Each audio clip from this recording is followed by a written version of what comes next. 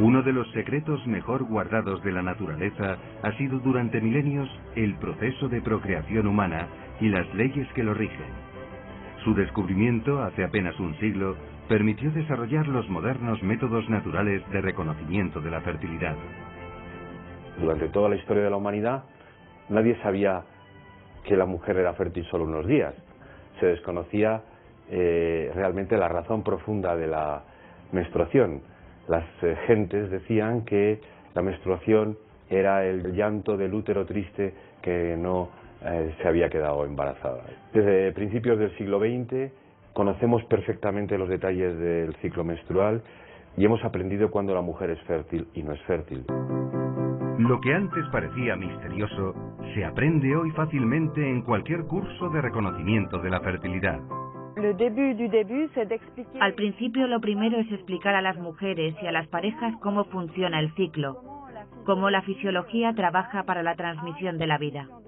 Y para la mayoría de esas mujeres es un descubrimiento. Y a menudo se preguntan, ¿pero cómo es que nadie nos había explicado antes cómo funciona el ciclo, lo que ocurre en nuestro interior? Solo conoces tus reglas y después solo sabes que eso sangra. Pero lo que pasa entre tanto dentro de tu cuerpo, nadie nos lo explicó. Lo que ahí dentro se escenifica no lo vemos al ojo desnudo, pero es una verdadera maravilla. Millones de células se ponen a trabajar sincronizadamente, como obedeciendo a una sola orden. Veamos un poco. Esto ahora es la ovulación. La ovulación es la liberación de un óvulo de uno de los ovarios. Suele ocurrir a la mitad del ciclo menstrual, pero el momento exacto puede variar. En preparación a la ovulación, el recubrimiento del útero o endometrio se ensancha. La glándula pituitaria del cerebro estimula a uno de los ovarios para que suelte un óvulo. La pared del folículo ovárico se rompe en la superficie del ovario. El óvulo es liberado. Unas estructuras en forma de dedos, llamadas cimbrias, mueven ese óvulo hacia la trompa de Falopio. El óvulo viaja a través de la trompa, propulsado en parte por las contracciones de las paredes de la trompa. Aquí en la trompa, el óvulo puede ser fecundado por un espermatozoide. En la fecundación o concepción, el óvulo se funde con el espermatozoide y da la vida a un ser unicelular llamado cigoto.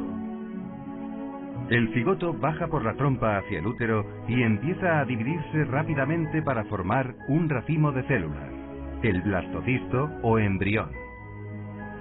Cuando el embrión alcanza el útero o matriz, se implanta en el recubrimiento del útero.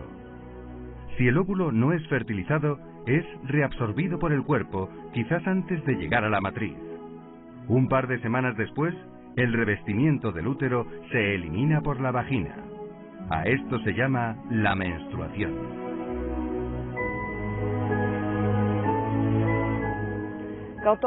Cuando se les muestra todo el desarrollo del ciclo, ligado a la fisiología, cómo todo se va poniendo en su sitio, cómo todo concurre para llegar a esa transmisión de la vida, los hombres se quedan admirados y son los primeros defensores de eso que se desarrolla ahí. Y a menudo son los primeros que ya no quieren que sus esposas tomen la píldora y rompan todo eso y enduerman todo eso. Cuando explico a las chicas cómo funcionan, a menudo se sorprenden mucho y me dicen, yo no lo sabía. Y cuando les hago la ecografía, el escáner ultrasónico y se lo enseño, mira, este es tu útero y funciona así. Tu periodo menstrual empieza dentro de 10 días. Se las ve interesadísimas. Creo que los métodos naturales están verdaderamente al servicio del matrimonio. En realidad, la fisiología es la escritura de Dios en el cuerpo de la mujer. Yo diría que nos adaptamos respetando esa escritura. Lo primero que suelen preguntar muchas mujeres es ¿y cuántos días me puedo quedar embarazada? ¿Cuándo una mujer puede quedar embarazada? No solamente el día de la ovulación, sino unos días antes por la capacitación espermática. Es decir, en el momento que el espermatozoide entra en las criptas cervicales, es alimentado, seleccionado y transportado. Y puede permanecer ahí hasta 5 días. Esto es importante porque la mujer tiene una ventana fértil que está basada en esa capacitación espermática. Eso es lo que se llama la ventana de fertilidad combinada.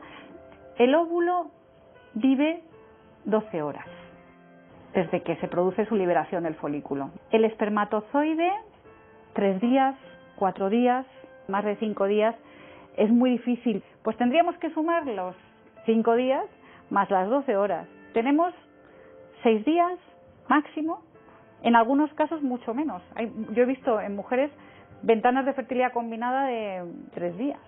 3 días, 4 días en cada ciclo. Es muy poco. O sea, cuando una mujer sepa con total seguridad sus 4 o 5 días de fertilidad, ¿quién se va a tomar 22 días de hormonas? No tiene sentido. Algunos llegan a decir que los ciclos son tan variables como el tiempo. Quizás un poco más complicado porque mientras en la meteorología hasta cierto punto vemos, ahí en la ovulación cuando se ha producido no vemos, a menos que tengamos en casa cada día el aparato para hacer ecografías o bien nos hagamos diariamente la prueba de sangre. La clave es, pues, detectar la ovulación. Por fortuna disponemos de varios indicadores fiables, menos costosos que la ecografía o el análisis sanguíneo. La naturaleza ha regalado a la mujer algo con lo cual no necesita comprar nada para descubrir su propia fertilidad. Ella puede observar su moco cervical y saber cuándo es fértil. La ovulación es fácil conocerla. Básicamente, el indicador mayor es el patrón mucoso cervical. El patrón mucoso cervical es el que capacita el espermatozoide. El moco es fundamental. Si no hay moco, no hay posibilidad de capacitación espermática. Según se va acercando la ovulación, aproximadamente durante el día 6 o 7 u 8, la mujer va notando en su cuerpo unos cambios en el pecho y unos cambios en el flujo vaginal.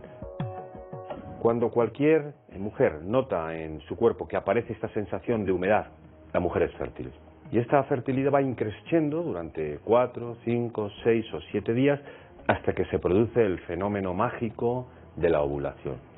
Fenómeno en el cual la mujer nota que el moco es completamente filante, transparente, el pecho lo tiene muy tenso, muy sensible, tiene más deseos de tener relaciones.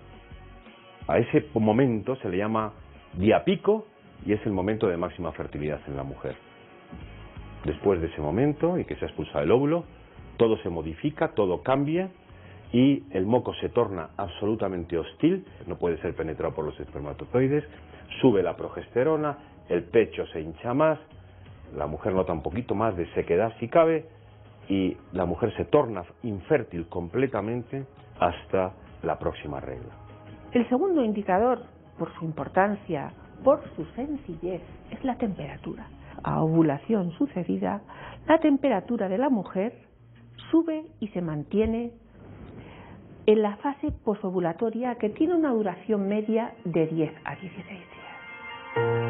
El método basado en el moco es el llamado de la ovulación o método Billings.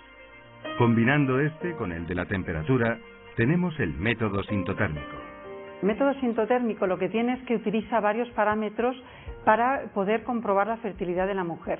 Entre ellos están la temperatura basal, que se eleva cuando la mujer ya ha ovulado, el método del moco, que también es el que contempla Billings, también en sintotérmico observamos el moco cervical, y luego se aplica un cálculo para la fase preovulatoria, que es la que quizá pueda crear más inseguridad en algunas parejas.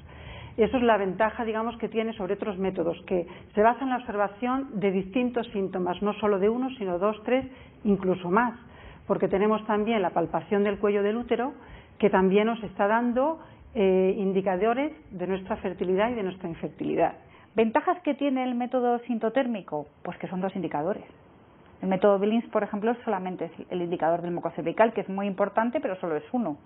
Y luego los estudios de eficacia pues dan al método sintotérmico una eficacia de un 99,8% más o menos, y al método Billings está en el 96%.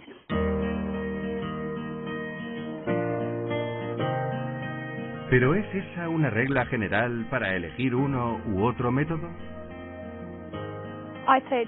Depende un poco de dónde vive la mujer y qué clase de vida lleva, porque conozco lugares como África donde el método Billings puede ser suficiente si la mujer no tiene estrés y si lleva un modo de vida tranquilo. Pero pienso que las mujeres que viven en la sociedad occidental, que sufren mucho estrés y diversas presiones en sus vidas, podrían tener un método más fiable con el método sintotérmico. Existen también otros indicadores. Está el del calendario o de los ritmos, que cuenta la duración del ciclo y usa una fórmula sencilla para indicar el principio y el fin de la fertilidad. Y tenemos además los monitores hormonales de fertilidad, que utilizan aparatos electrónicos para medir las hormonas reproductivas en la orina.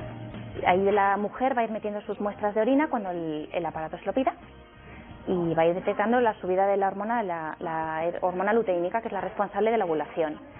A medida que esta hormona va a ir subiendo de concentración en el cuerpo, el aparato va a ir avisando a la mujer, de manera que los días que aparezca una luz verde, para la mujer le va a indicar que está en un momento infértil.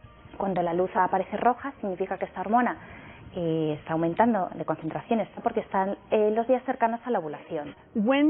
Cuando combinamos las hormonas urinarias con los gráficos, nos hacemos una idea mejor de cuáles son los tiempos fértiles e infértiles de la mujer en el matrimonio. Esto es muy especial comparado con el simple indicador del moco, porque las hormonas urinarias son una señal secundaria de ovulación. Y los monitores personales cada vez se fabrican con más capacidad de diagnóstico, más fina, pero realmente sí que pienso que el conocer método Billings, o sea, el no depender de una máquina, es mucho más útil que el estar sujeto nada más al monitor personal. El recurso a la abstinencia periódica en los métodos naturales no tiene problemas éticos desde una visión integral de la sexualidad, pues respeta la naturaleza del acto conyugal. La moral cristiana va un paso más allá y pide a los cónyuges guiarse por criterios de paternidad responsable y no por motivos egoístas o hedonistas. Los métodos naturales no son el control de la natalidad católico. Respetan el cuerpo de la mujer y su modo natural de funcionar. Pero además son una mentalidad completamente diferente respecto a los hijos, pues pueden ser usados igualmente para procurar la fertilidad en mujeres con dificultades, o pueden usarse si hay motivos suficientemente serios para abstenerse de relaciones en los tiempos fértiles a fin de evitar el embarazo. Así pues, al enseñar los métodos naturales no se explica solo una técnica, sino un estilo de vida responsable y moralmente lícito. Es el modo de vida que ofrece a los esposos una felicidad más completa y duradera.